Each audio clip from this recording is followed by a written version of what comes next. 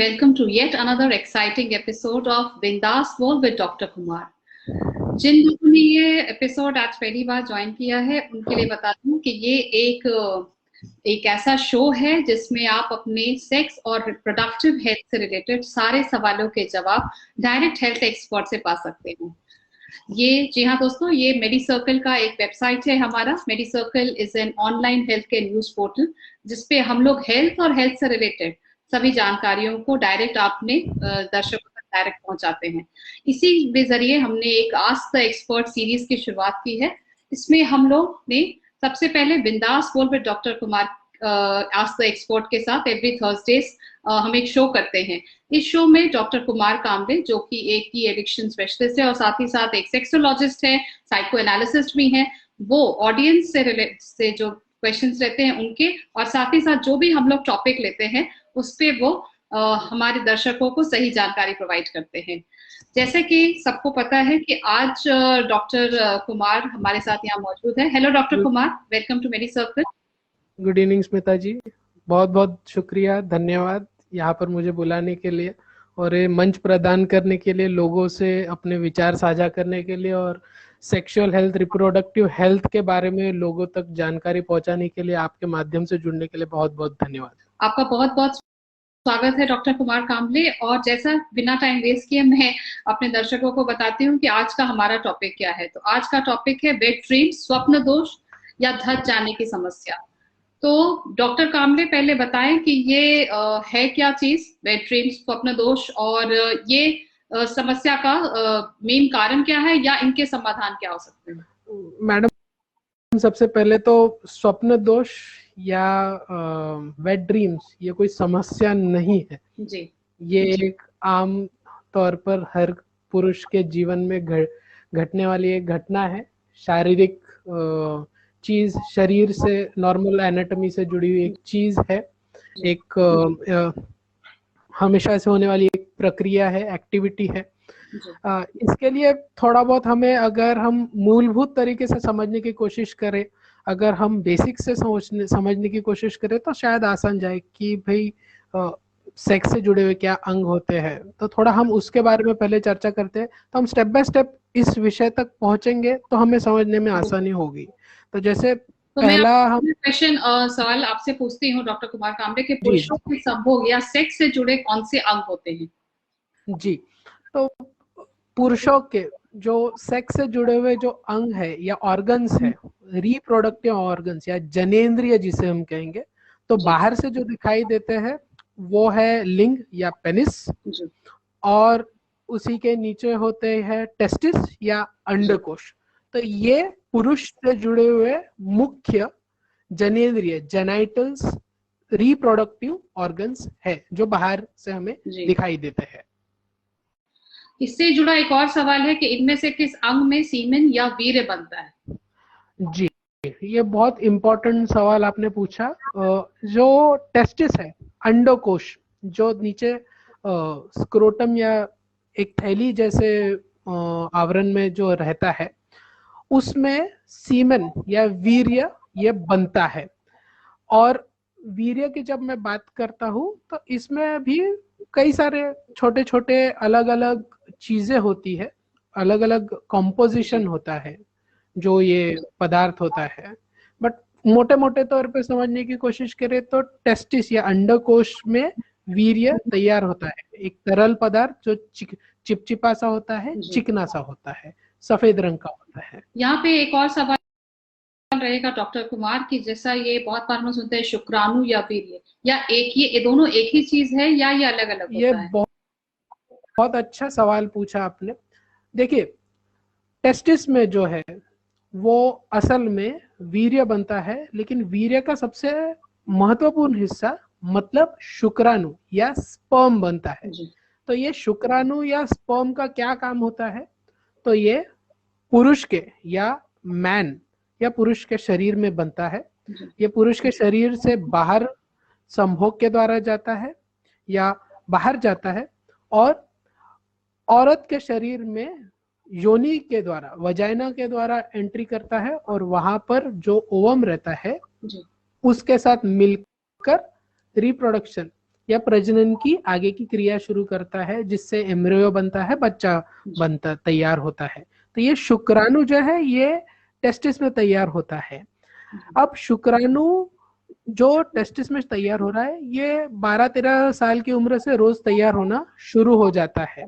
लेकिन जब मैं आपको पुरुष के सेक्सुअल ऑर्गन्स के बारे में बात करता हूँ तो जो बाहर में दिखने वाले 2 ऑर्गन्स है वो तो लिंग और टेस्टिस, अंडकोश, ये तो हमें पता चल गया।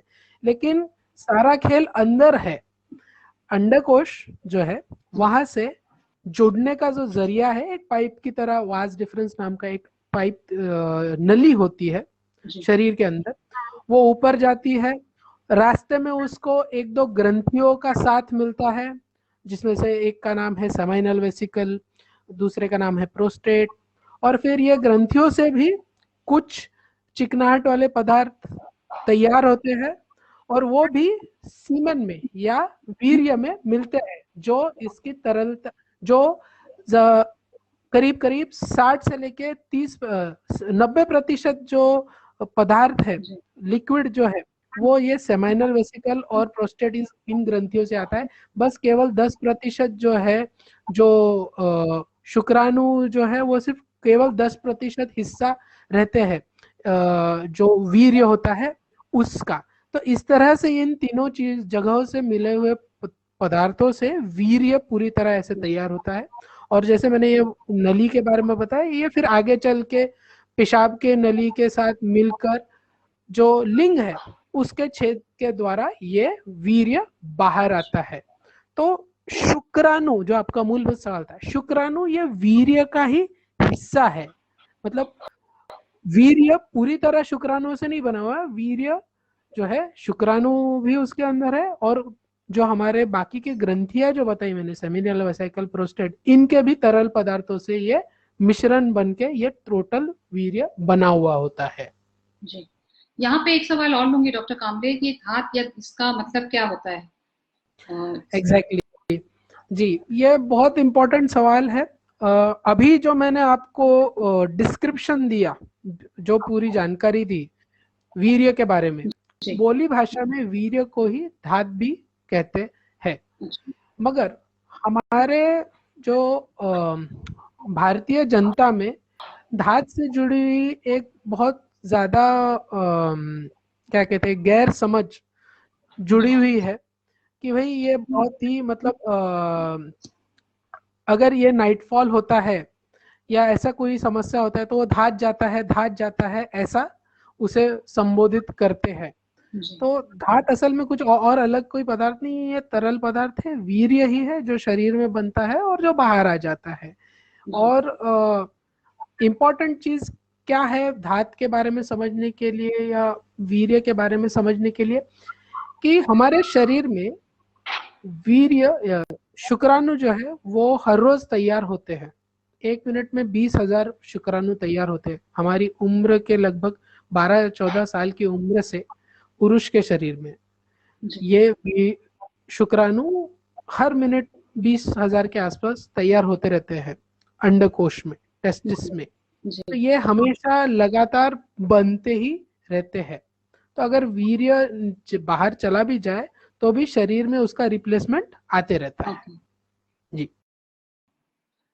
यहाँ पे कुछ ऑडियंस रिलेटेड क्वेश्चंस भी मैं ऐड करना चाहूंगी, बिकॉज जैसे हमारे पहले के एपिसोड्स में हमने अपने दर्शकों को ये रिक्वेस्ट की थी कि अगर आपको वेट ड्रीम्स या स्वप्न दोष से रिलेटेड कुछ सवाल डॉक्टर साहब से जानने हैं तो आप काइंडली आप हमें team@medicircle.in पे मेल करें।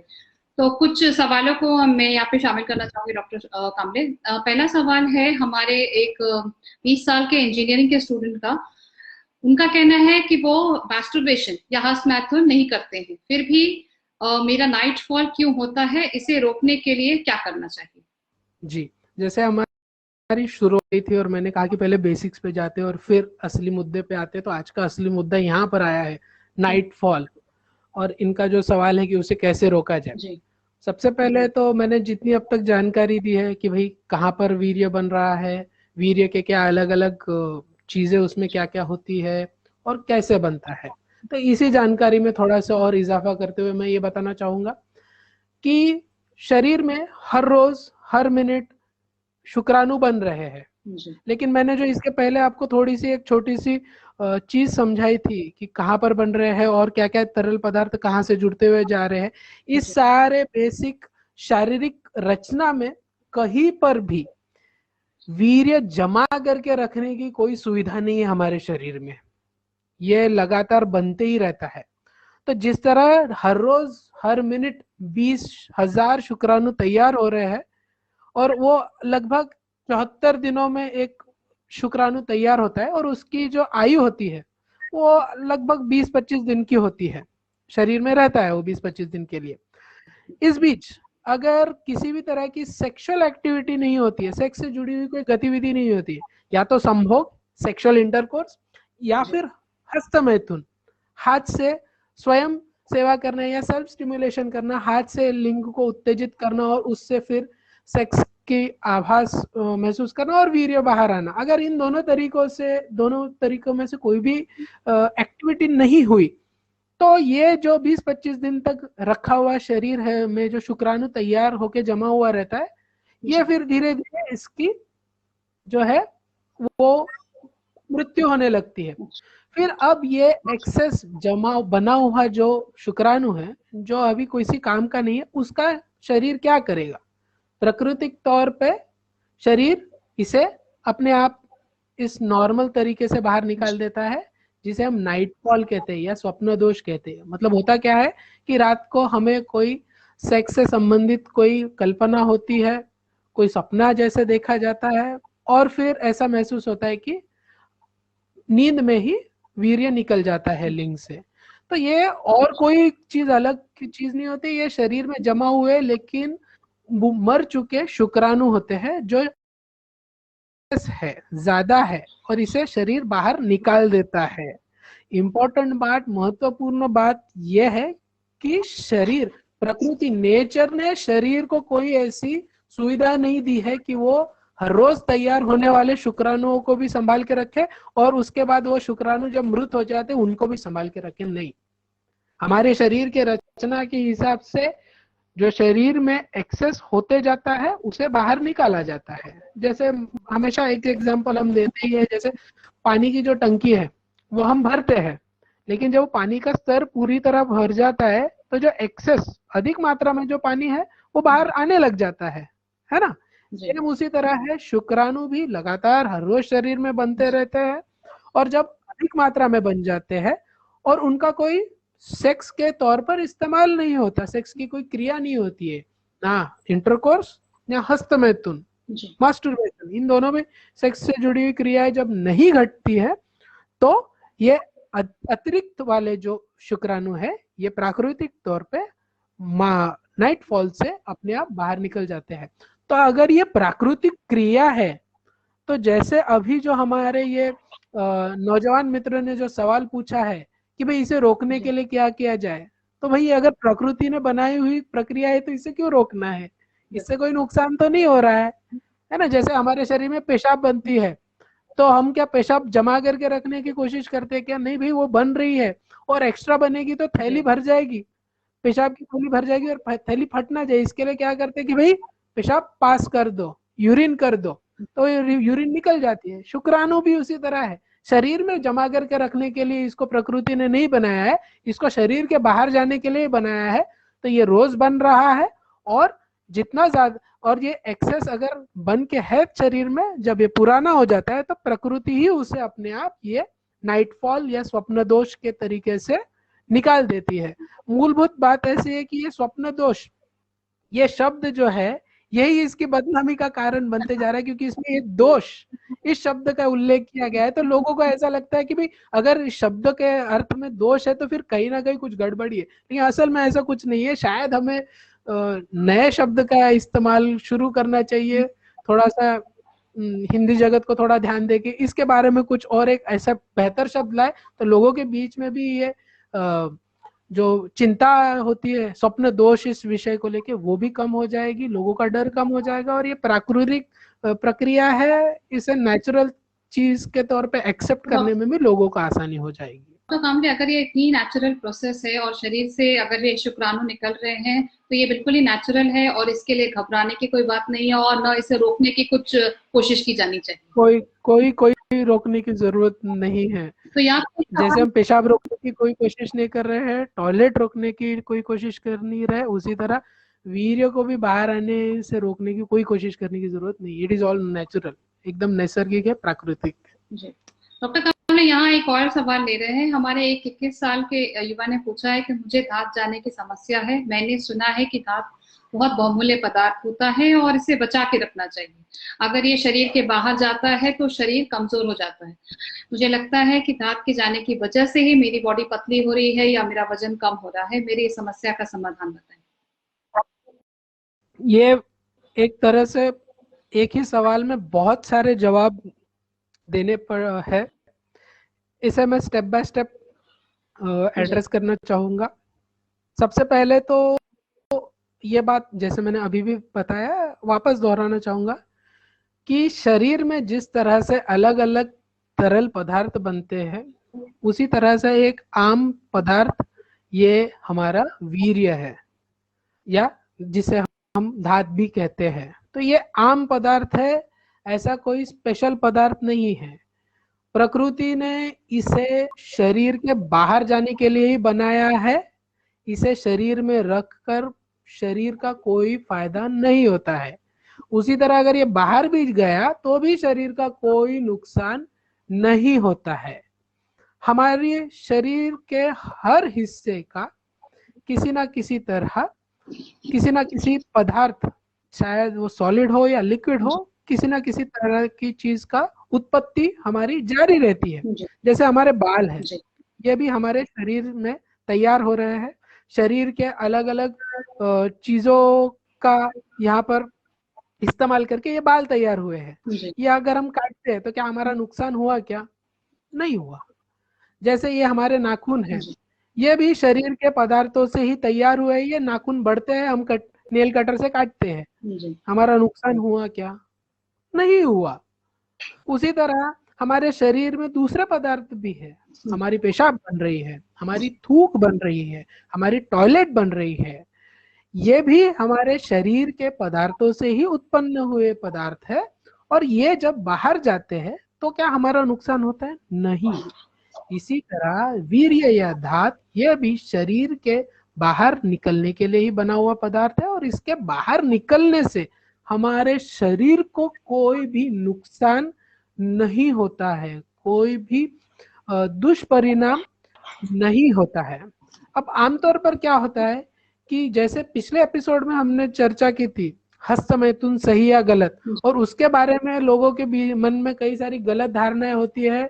तो जो स्वाभाविक नेचुरल प्रवृत्ति है सेक्स से जुड़ी हुई, हस्तमैथुन करने की, जो सही प्रवृत्ति है, कोई गलत नहीं है, लेकिन उसके बारे में जानकारी ना होने की वजह से कई लोग हस्तमैथुन नहीं करते हैं। तो शरीर में वीर्य स्वाभाविक तौर से जमा होते जाता है, और ये वीर्य जब जमा होते जाता है तो जब शरीर की कैपेसिटी, उसे रोक के रखने की जो क्षमता है वो पूरी हो जाती है, तो उसके ऊपर का जो है अतिरिक्त जो है बहाव की तरह बाहर आता है। फिर वो कभी कभी स्वप्न दोष से बाहर आता है। कभी कभी ऐसा होता है कि व्यक्ति जो है टॉयलेट को जाते हैं और जोर लगाते हैं। तो मैंने जो शुरुआत में ग्रंथियों का जिक्र किया था, उसमें से एक ग्रंथि होती है प्रोस्टेट। उस ग्रंथि पर थोड़ा जोर पड़ता है और उससे निकलने वाला जो चिकना पदार्थ है वो बाहर निकलता है, जबकि वो वीर्य का एक थोड़ा सा ही हिस्सा है, लेकिन पूरा वीर्य नहीं है। तो उस चिकनाहट वाले पदार्थ को भी देखकर व्यक्ति को लगता है अरे मेरा दांत बाहर आ गया, जबकि वो सच्चाई नहीं है। वो तो उस प्रोस्टेट ग्रंथि को ऊपर दबाव पड़ा है, इसके लिए वो वीर्य जैसा, वीर्य का एक छोटा सा हिस्सा जो है वो बाहर आता है। लोगों में ये भी एक बात होती है कि कई बार जब सेक्स से जुड़े हुए विचार मन में आते हैं, लिंग टाइट होता है, तो लिंग में एक ग्रंथि होती है, वो ग्रंथि अरे भाई अब सेक्स होने वाला है, शायद उसकी तैयारी करो, इस हिसाब से शरीर में एक चिकनाट वाला तरल पदार्थ बाहर निकलता है। उसकी 1 या 2 बूंदे ही कभी कभी बाहर आती है। वो इसलिए होता है ताकि लिंग योनि में जाए और वो संभोग आसानी से हो, तो चिकनाहट, फ्रिक्शन ना हो, उस हिसाब से तैयार किया वो पदार्थ है। ऐसा पदार्थ भी जब बाहर आता है तो लोगों को लगता है अरे मेरा वीर्य तो नहीं बाहर आया। नहीं, ये वीर्य का एक छोटा सा हिस्सा था। ये वीर्य पूरी तरह, ये पूरा वीर्य का तरल पदार्थ नहीं था। तो ये भी चीजों, इन चीजों को भी गलती से समझते कि ये धात है और ये धात आ गया तो कहीं मेरा नुकसान ना हो जाए। लेकिन इम्पोर्टेंट बात क्या है कि भाई वीर्य भी बाहर आ गया या वीर्य से छोटे छोटे वीर्य के जो हिस्से हैं वो भी अगर बाहर है, किसी भी हालत में व्यक्ति का, पुरुष का, इनके बाहर आने से कोई नुकसान नहीं होता है। ये प्रकृति ने हमारे शरीर में इसीलिए इनकी रचना की है ताकि ये बाहर निकले और शरीर के बाहर आने के बाद इनका जो संबंधित काम है वो करे। बहुत बार लोगों को ऐसा लगता है कि भाई शुक्राणु जा रहे हैं तो भाई बहुत बहुमूल्य चीज है। कोई बहुमूल्य चीज नहीं है, शरीर के अंदर जमा करके रखने वाली कोई चीज नहीं है। वो एक आम चीज है, जैसे अलग अलग तरल पदार्थ बने हैं वैसी ही है वो एक चीज। तो वो शरीर के बाहर जाने के लिए बनी है और वो या तो हस्तमैथुन करने के बाद वो बाहर जाएगी या तो आप सेक्स या संभोग करेंगे उसके द्वारा बाहर जाएगी। अगर आप ये दोनों चीजें नहीं करते हैं और आपके शरीर में फिर भी शुक्राणु बन रहे हैं, वीर्य बन रहा है, तो वो नाइटफॉल या स्वप्न दोष के द्वारा बाहर निकाल दिया जाएगा। ये प्राकृतिक है। प्लीज इसके लिए कहीं पर भी जाके इलाज के ऊपर बेवजह खर्चा मत कीजिए। ये प्रकृति ने दी हुई देन है। जिस तरह से औरतों में हर महीने माहवारी आती है, मासिक जो क्या कहते हैं मेंस्ट्रुअल साइकिल एमसी आती है, पुरुष भी अगर सेक्स ना करे तो उसके मामले में भी ये उसी तरह की एक प्रक्रिया है। कुछ दिनों बाद उसके शरीर में बना हुआ अतिरिक्त वीर्य बाहर आता है। तो इसके लिए कोई बीमारी नहीं है ये, तो इसके लिए इलाज के ऊपर प्लीज खर्चे मत करो, पैसे वेस्ट मत करो, ये नॉर्मल है। So thank you so much doctor Kamle कि आपने हमारे आज के टॉपिक स्वप्न दोष या वेट ड्रीम्स के बारे में इतनी सारी जानकारी दी। मेल्स में वेट ड्रीम एक कॉमन बॉडी फंक्शन है, पर सही जानकारी नहीं होने की वजह से युवा अंधविश्वासी और बहुत सारी ऐसे बातों पर भरोसा करते हैं जो उन्हें अलग अलग सोर्सेस से पता चलती है। लोगों को यही एडवाइस है कि अपने सभी सेक्स संबंधी या रिप्रोडक्टिव हेल्थ से रिलेटेड सभी समस्याओं को एक्सपर्ट्स के सामने खुलकर रखें। उनके जो भी क्वेश्चंस हैं आप हमारे टीम @medicircle.in पे जरूर हमसे शेयर करें, सो दैट कि हम उन्हें अपने आस्क द एक्सपर्ट बिंदास बोल विद डॉक्टर कुमार के शो में शामिल कर सकें।